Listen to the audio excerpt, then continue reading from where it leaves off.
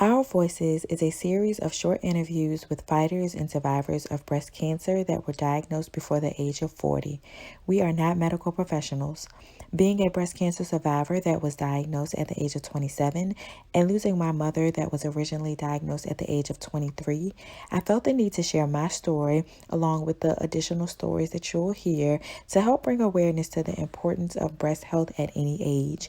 If you take nothing else from our stories, please take the time to learn your body and be proactive when you notice a change. Early detection saves lives, and your life is worth saving. Thank you for taking the time to listen to Our Voices. So, once again, thank you for being willing to do this interview with me. I just want to make sure that you consent to me sharing this video on a social media and public platform. Do you? Yes, I do. Okay, cool. So for those that'll be watching, pretty much I just want to share stories of women that were diagnosed with breast cancer below the age of 40 to help bring awareness to the disease. Most medical professionals and statistics pretty much advocate for getting mammograms and worrying about your breast health over the age of 40. But myself and Miss Synethia Carter that I have here both know that this is not the case. So I'm going to do a quick interview with Synethia to just ask her some questions, just to share her story, and I hope that you all enjoy. So Synethia, my first question for you, what age were you diagnosed with breast cancer? Age 35. Age 35. And at that time, you had kids, correct? Yes, two. Two kids. Okay. And the second question, how was your breast cancer detected, and do you remember what stage the cancer was in? I detected the breast cancer after working out at the gym. I came home, I took a shower, and I felt a lump in my left breast. Okay. When I went to the doctor, they thought it was an abscess, so they didn't think it was cancer. Okay. They referred me to an oncologist. The oncologist then told me that it was detected as breast cancer. It was stage 2. Wow. Triple negative breast cancer. Awesome. And then for those that don't know, I also have triple negative I had triple negative breast cancer. And that's one thing that Synethia and I had in common. Yes. Yes, ma'am. So number 3, does breast cancer run in your family, or were you surprised to be diagnosed with breast cancer? So my grandmother, maternal grandmother, had breast cancer. Okay. She passed when my mom was 11 years old. So that was years ago. My mom is now 70. Okay. And my cousin, she had breast cancer, my mom's sister's daughter. Okay. And my dad had lung cancer. Wow. But the cancer that my cousin had was different from the cancer that I was diagnosed with. She had metastatic breast cancer. So gotcha. How that happened, that it was 2 different breast cancers, and we were going through at the same time and didn't even know it until maybe like a couple months before I was almost finished my journey. And then she shared that she had been going through the same thing, but she was just really being private about hers. Yeah, and that's one thing that I've noticed with a lot of women in general. Of course, it's up to, the individual, but a lot of people are private about their journey. And I know when I was first diagnosed, I was private. I only let my inner circle know. But then I felt the need to just share my story because it wasn't a lot of younger women that were going through that or that had gone through that. And I knew I couldn't have been the only one. So it's a blessing when people, decide to share their story because they just never know who they're going to impact. So thank you again for being willing to Oh, share. you're welcome. Number 4, do you remember your initial thoughts and how you felt when you received the news? I felt like, I can't believe this. Like, why me? I'm going to the gym 7 days a week.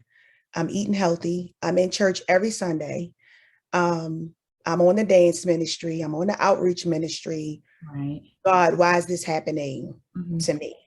And once I kind of like sat down and kind of went through everything, I thought about my children. And if I remember correctly, I think I called you. I think you were like one of the first people I talked to because I was reading the internet and it was like 5 years. And I was like, what? I only had 5 years to live? Like, what about my children? Right. So it was devastating. It was shocking. I was confused. I didn't know, like, how am I going to get through this? So it was just a whole bunch of emotions that ran through me at one time. And I really didn't have time to really process it all until later down the line with my journey. Right. So this is a sad question. How did your kids take it when you told them? So when I told my children, they were sad.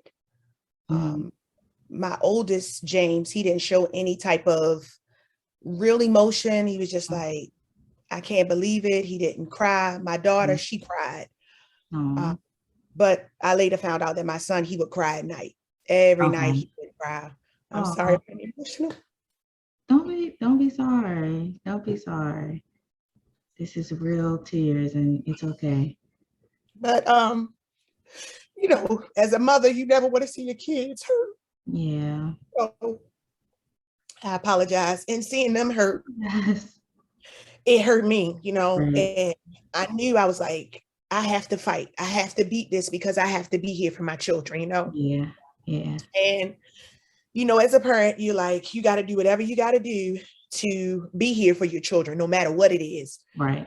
So, and knowing that at night he cried every night and I didn't know, you know, bothered me, you know, and, you know, with us even going through counseling and stuff like that, it was, you know, it was a hard situation for us. Right. And all my family is in Maryland. So, you know, with them traveling back and forth, I really didn't have any family here, but I had friends and my coworkers that stepped up, they helped.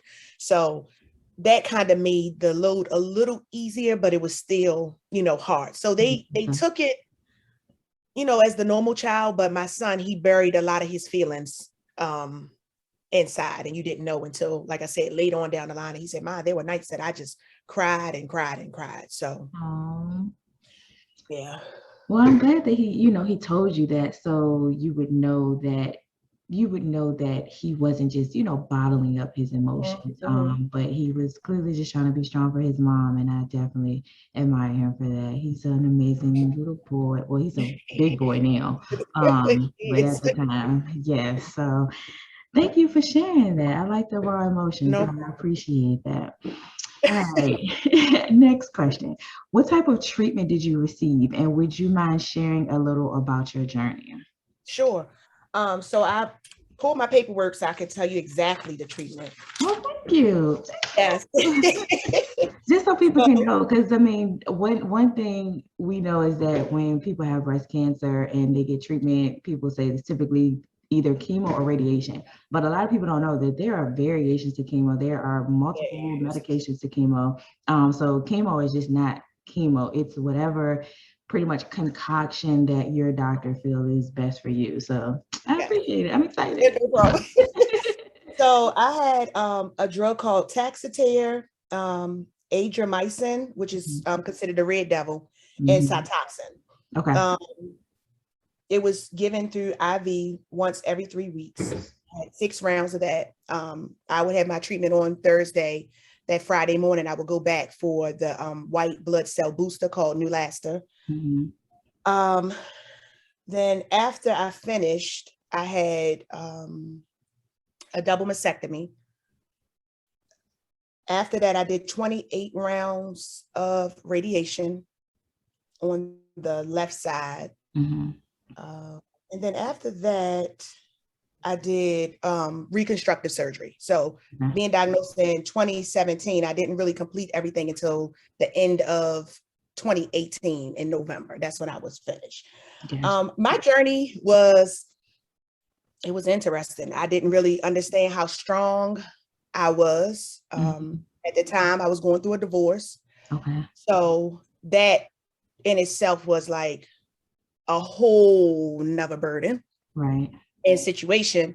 But for some reason, God had just given me the strength that I needed to get through, going back and forth to mediation sessions and, working with the guardian ad litem, working with my doctors, oncologists, radiologists, surgeons.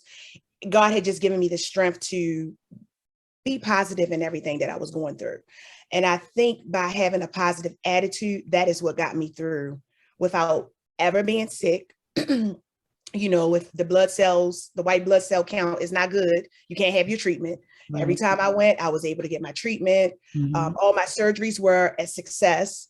The funny thing is I thought that once I had my double mastectomy and my reconstructive surgery, I was going to have like Pamela Anderson boobs, but I always call them my little muffin loaves because they don't look like what people actually go to have surgery, Listen, I have like had that conversation so many times where a lot of people are like, oh, you getting new boobs. And I'm like, listen, if you see these new boobs, like yes, they're new. Yeah, I don't have to wear a bra, but they're not like the plastic surgery that you They see are on not. TV. Like these are literally replacements. The other people are getting enhancements. There's a big difference, girl. I had a conversation with the doctor last week. I said, listen, these things are not asymmetrical. Like one sit down, one, and she's like, well, it's natural. And I'm like, no, this is what I want. Exactly. So it was, for me, it was like, okay, but I'm happy that I do have them. Right. Because that was important to know, that I would still have something to make me still feel, a woman. Because, Like you lose your hair, you lose your eyebrows, your eyelashes. My fingernails had turned black. My toenails turned black. My skin was dry. You go through so much. I experienced a lot of like constipation or diarrhea. It was like one or the other. Which one is it going to be? I'm like, this is so much. My first treatment, I felt like a Mack truck had hit me and just like wiped me out, and I was not going to get up. The other 5 were not so bad. The last one just kind of wiped me out, had me sleepy, but I just, was thankful that, I had you who had went through breast cancer. You could witness to me and encourage me. So that has helped me to be able to encourage other women now that are going through breast cancer. And I've had so many people tell me, like, you're my inspiration, you inspire me, your strength. And I'm like, if you only knew those nights that I had screamed and hollered and asked God, like, why me? And my mom had told me, she said, well, you remember when you were younger, and even now, your favorite passage in the Bible and story is the woman with the issue of blood. And because that's my favorite, I felt like God had given me this journey to go on and not only be, a witness to other people, but I lived it, and I can be a living witness and let people know, and women and young girls, that, breast cancer is not the death of you. No. It's the beginning of a new journey that you embark, you embrace, and you learn to love yourself, Yes. I definitely forgot about the fingernails turning black. Did yours come off because some of mine would break down to like here. Like it was so scary. Like I could feel the skin on my nails, and I hated it, but it didn't hurt. Did yours do that too? My 2 thumbs did, and my 2 toes, like my big toes, like I had to go through laser treatment in order to like correct it. So it was like, and it hurts, like it's actually fire that they're putting on your toes. So it was a lot dealing with that. But yes, my fingernails did come off, and my toenails, mainly 2 big toenails, were the ones that really like came off completely. And I think that lasted for like a year to finally get them where they would stay on. So yeah. Oh, I didn't know that. No, mine just grew back. So I'm sorry. Oh, that was good. So just to elaborate off of one of the most scariest parts of it all, losing your hair. Our hair is our crown. How did that make you feel, and how did you begin to embrace your bald head? So when I first found out I had breast cancer, I was told that I would not have to have chemo. It would just be radiation, so I wouldn't lose my hair. So when I sat in the doctor's office, and the doctor actually told me that I was going to lose my hair, I just broke down crying. I was like, I'm going to lose my hair? Like, what do you mean? So I ended up cutting my hair short. Okay. Yeah. And my first chemo session, I had my hair. The second one, I went on and cut my hair short. When I had finished that, I was completely bald. I tried the wigs. They were itchy.